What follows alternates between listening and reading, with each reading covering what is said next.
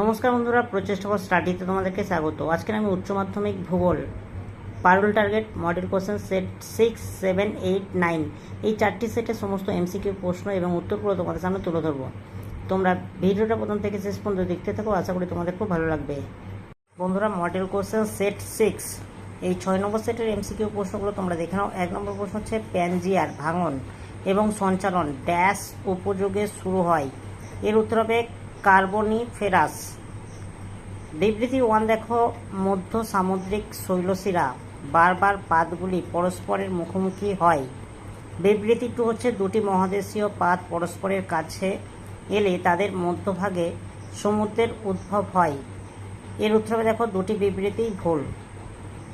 3 নম্বর প্রশ্ন দেখো, পাদদেশীয় হিমবাহের জিহ্বাকৃতির অগ্রভাগকে বলে। এর উত্তরে লোভ। চিত্র দেখে কাস্ট অঞ্চলের ক্ষয়জাত ভূমিরূপটি চিহ্নিত করো। তোমরা চিত্রটি দেখো আর এর উত্তরে দেখো ধস ডোলাইন। দুটি ক্লিন্ট এর মধ্যবর্তী গর্তকে ড্যাশ বলে। এর উত্তরে গ্রাইক বলে।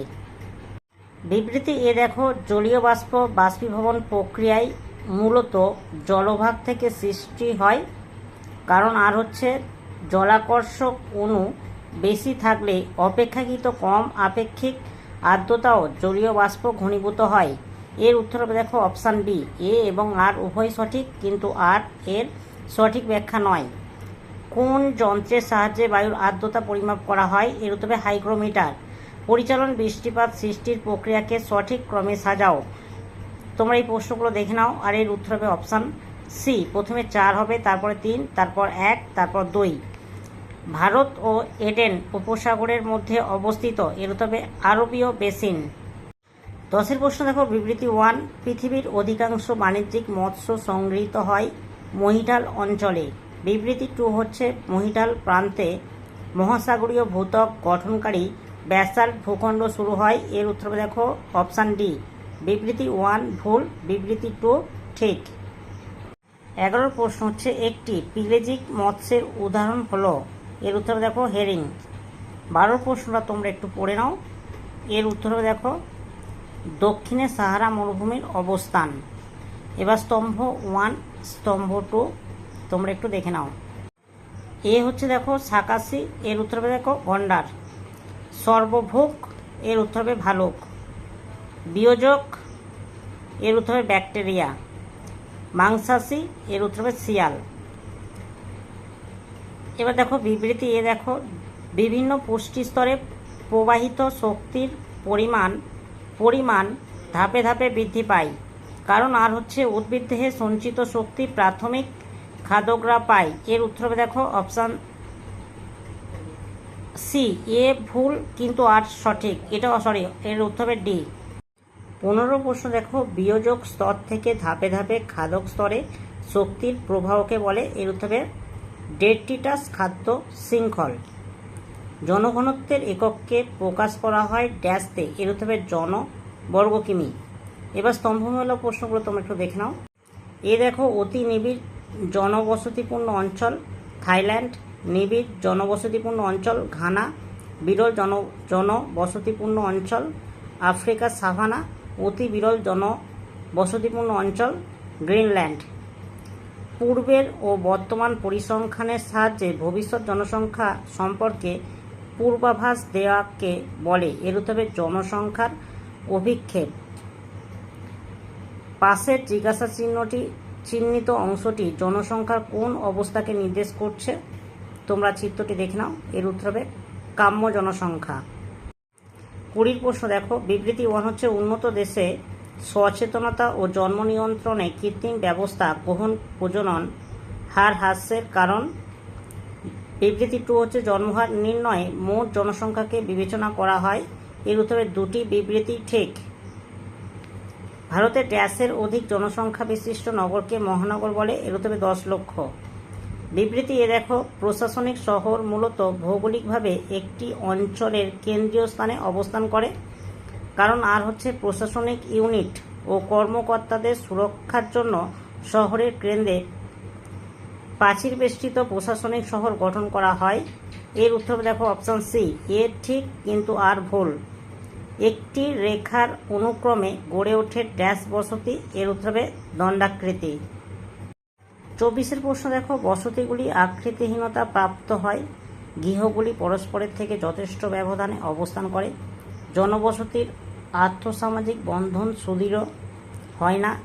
এখানে যে ধরনের জনবসতির কথা বলা হয়েছে তা হলো, এর উত্তর হবে বিক্ষিপ্ত জনবসতি। কনার পেশন শব্দটি প্রথম ব্যবহার করেন, এর উত্তর হবে দেখো প্যাট্রিক গেডেস।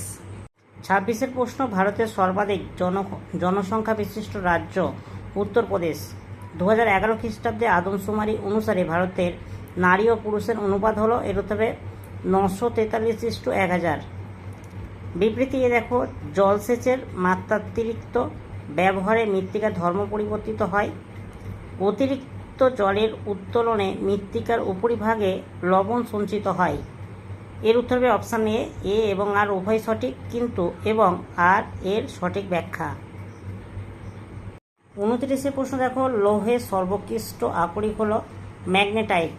বায়ুশক্তি উৎপাদন প্রক্রিয়াকে সঠিক ক্রমে সজ্জিত করো।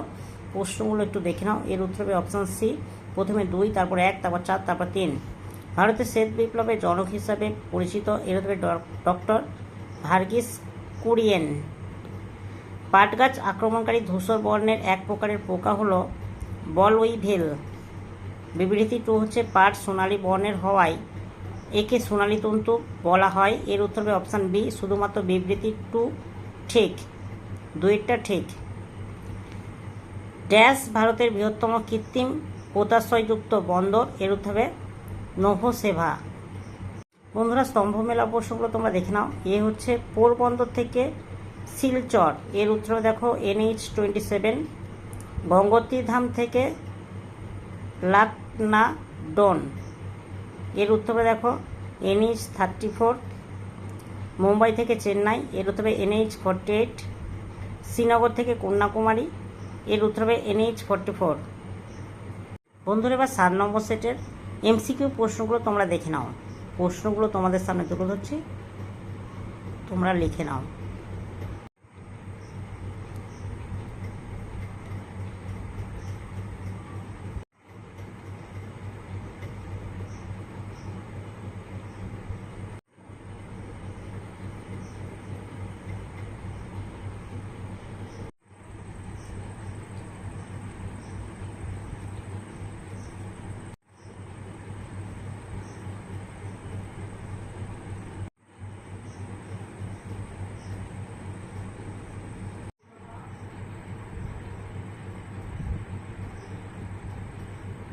বন্ধুরা, এবার মডেল কোশ্চেন সেট 8 8 নম্বর সেটের MCQ প্রশ্নগুলো তোমরা দেখে নাও।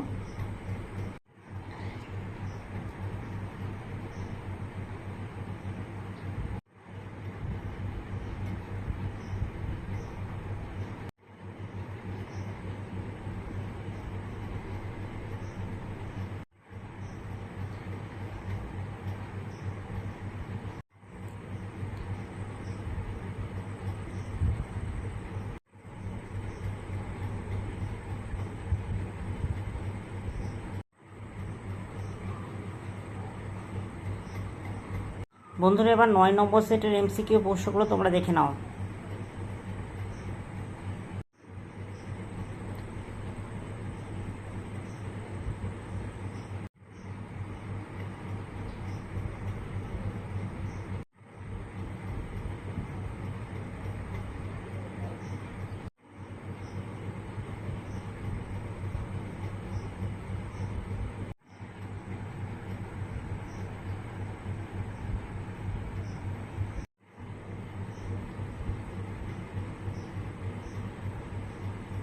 বন্ধুরা, একসাথে 4টি সেটের MCQ প্রশ্ন এবং উত্তরগুলো তোমাদের সামনে তুলে ধরলাম। যদি ভালো লাগে একটা লাইক করো, চ্যানেলে নতুন হলে চ্যানেলটাকে সাবস্ক্রাইব করবে, কমেন্টে জানাবে তথ্যগুলো কেমন হয়েছে, আর ভিডিওটা বন্ধুদের মধ্যে একটু বেশি বেশি করে শেয়ার করে দিও।